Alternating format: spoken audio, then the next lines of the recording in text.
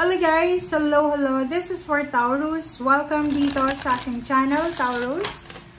Alamin natin kung anong messages, vibration, gabay, energy para sa lahat ng Taurus.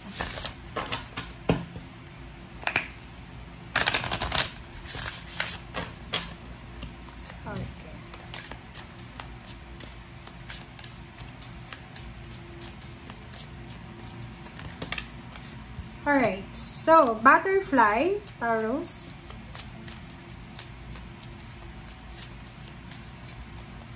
Butterfly and koi carp, koi fish, karpa. Okay, so sinasabi ng butterfly dito emerging take a leap of faith. So, Taurus, may kailangan kang bigyan ng pansin, may kailangan kang bigyan ng priority ngayong buwan ng October. As much as possible for the abundance and prosperity, sinasabi ng bara sa'yo dito na kinakailangan natin mag-take ng risk.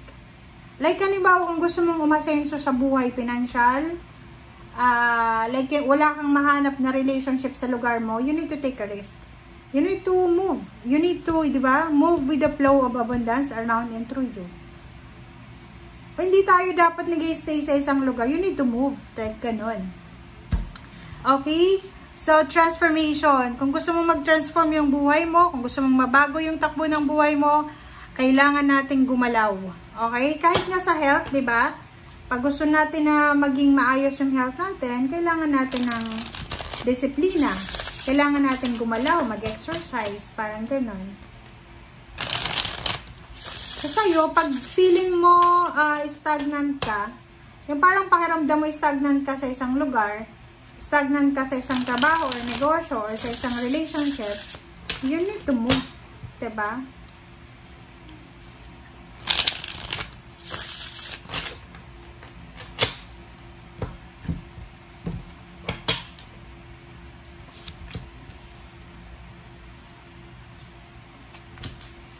Five of Swords. The Moon. This is water sign energy. Judgment.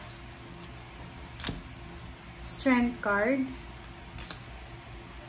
And Ace of Swords. Queen of Wands. Death card. Ten of Coins. Wow! Congratulations sa'yo! Kasi there's money here. It's your energy. Energy mo to, oh. Sinasabi ng bara sa'yo dito na may mga financial problems kayo na pinagdadaanan na posibleng matapos na. Okay? Kung makikita mo dito, di ba? Transformation siya.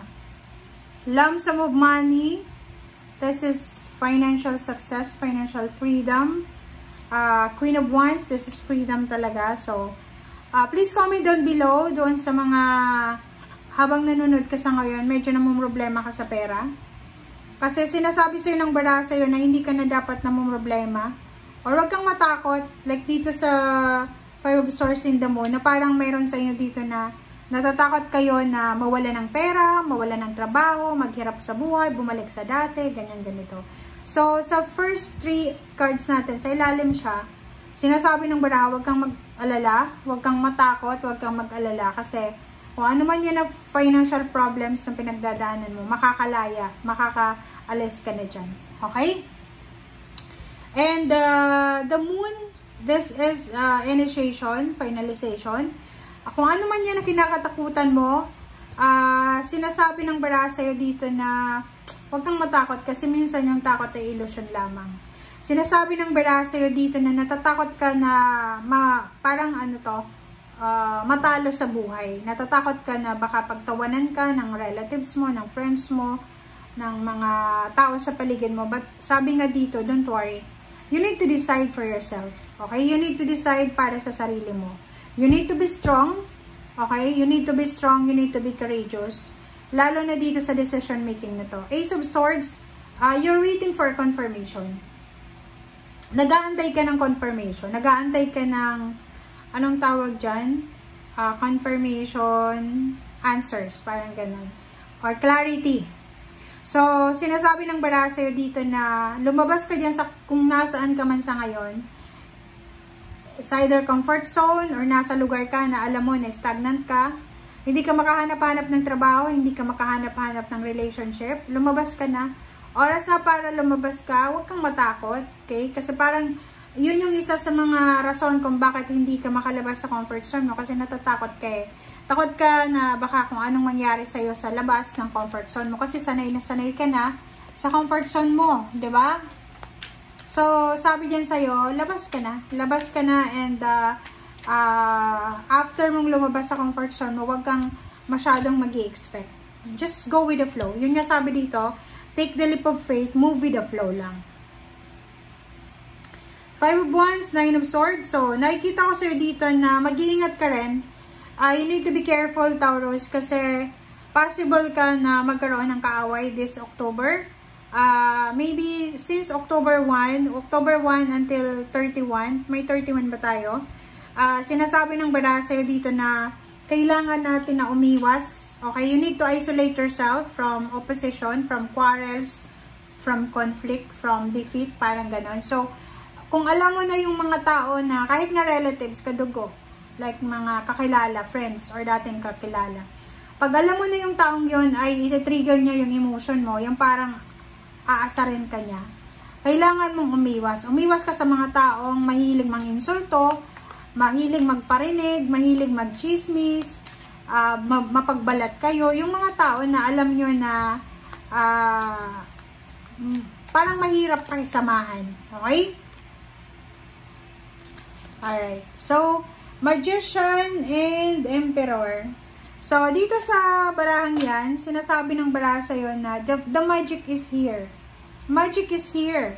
There's a magic, there's unexpected na twist of events, unexpected na happenings, ang posibleng darating sa'yo.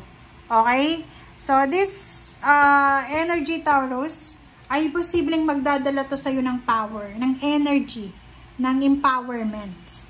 Okay? So, like for example, yung iba sa inyo dyan na natatakot kayong mag-apply ng trabaho sa isang company na parang, like halimbawa, hindi ka nakapagtapos ng pag-aaral or nakapagtapos ka, pero may offer doon na yung isang requirements ay kailangan mayroon kang pinag-aralan. Pero ikaw siguro wala kang ganon, so natatakot ka. Dito sa barang to, sinasabi na lahat ay posible. Diba? Lahat ay posible. Walang imposible. Pwede kang umasenso, kahit wala kang pinag-aralan, kahit galing ka sa mahirap na pamilya, kahit hindi ka matalino, aasenso ka eh. The power is yours, diba? The power is yours. Ang kailangan mo lang is embark, take a leap of faith, diba? Kailangan mo lang na mag-take ng risk. Alright, so thank you guys for watching. Bye!